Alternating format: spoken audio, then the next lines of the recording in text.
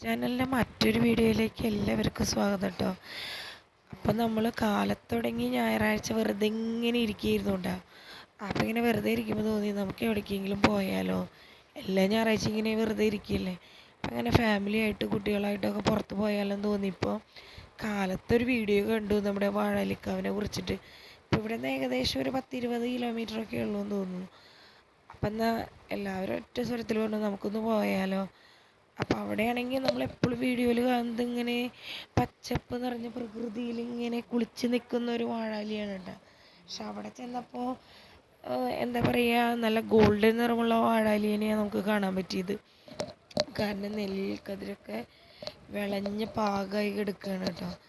അപ്പം അതിൻ്റെ മുന്നിലുള്ള ആ കളപ്പുരയും ആ അമ്പലവും ആൽത്തറയും അതൊക്കെ കാണാൻ തന്നെ ഒരു എന്താ പറയുക സൗന്ദര്യമാണ് കേട്ടോ.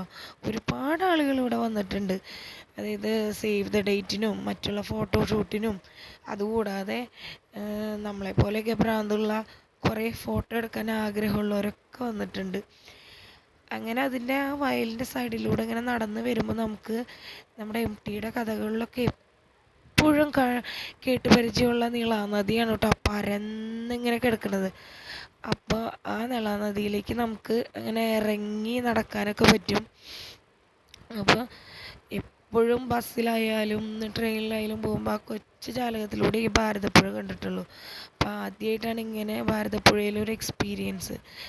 MTയുടെ കഥകളിൽ നിറഞ്ഞൊഴുകുന്ന ഭാരതപ്പുഴയൊന്നും അല്ല കേട്ടോ. അപ്പോൾ നീർച്ചാലുകളായി മണൽത്തിട്ടകളൊക്കെ ആയിട്ട് ഇങ്ങനെ കിടക്കുകയാണ് കേട്ടോ. പിന്നെ ആ സന്ധ്യാസമയത്ത് ആ സൂര്യാസ്തമയമൊക്കെ കാണാൻ തന്നെ നല്ല ഭംഗിയാണ്. പ്രകൃതിനെ സ്നേഹിക്കുന്ന ആർക്കും ഇവിടെ വരാം കേട്ടോ.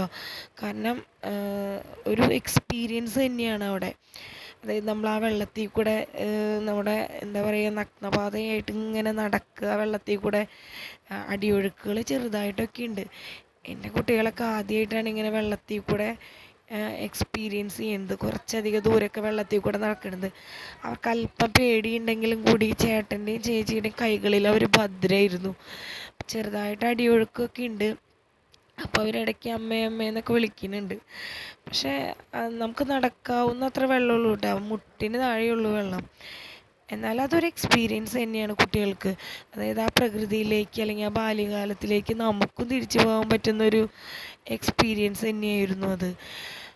എന്താ പറയുക, നമ്മളൊരു കുട്ടികളായി മാറി. വെള്ളത്തിൽ കളിച്ചും തട്ടിത്തെറിപ്പിച്ചൊക്കെ നമ്മളും ഒരു കുട്ടികളായി മാറും ആ വെള്ളം കാണുമ്പോൾ. കുട്ടികളെപ്പോഴും പ്രകൃതിയെ അറിഞ്ഞിങ്ങനെ വളരണം എന്ന് പറയുന്നത് അക്ഷരാർത്ഥത്തിൽ അന്ന് അവിടെ ചെന്നപ്പോൾ അതൊരു വല്ലാത്തൊരു അനുഭവമായിപ്പോയി. ആ മണലിൽ കുട്ടികൾ ഓടിക്കളിക്കലും ബഹളമൊക്കെ ആയിട്ട് ഇങ്ങനെ ഇരുന്നു. നമ്മൾ ആ പുഴയിൽ നിൽക്കുമ്പോൾ തന്നെ ഉണ്ടല്ലോ എന്താ ഒരു ആംബിയൻസ്. അവിടെ നിൽക്കുമ്പോൾ പള്ളിയിലുള്ള ആ വാങ്കുവിളിയും ക്ഷേത്രത്തിൽ നിന്നുള്ള ആ എന്താ പറയുക പ്രാർത്ഥനാ ഗീതവും എല്ലാം കൂടിയിട്ട് ഒരു മതസൗഹാർദ്ദം തന്നെയാണ് കേട്ടോ നീളാനദി. MT പറയുന്ന പോലെ തന്നെ ഒരു മതസൗഹാർദ്ദമാണ് നമ്മുടെ കേരളം. അത്രയും മനോഹരിയായിട്ടുള്ള ആ നീളനെ വിട്ടുപോരാൻ തന്നെ നമുക്ക് തോന്നില്ല. ഒരു പ്രാവശ്യം എക്സ്പീരിയൻസ് ചെയ്യണം എല്ലാവരും. അപ്പോൾ ഇനി അടുത്ത വീഡിയോ ആയിട്ട് വരാം കേട്ടോ. നന്ദി.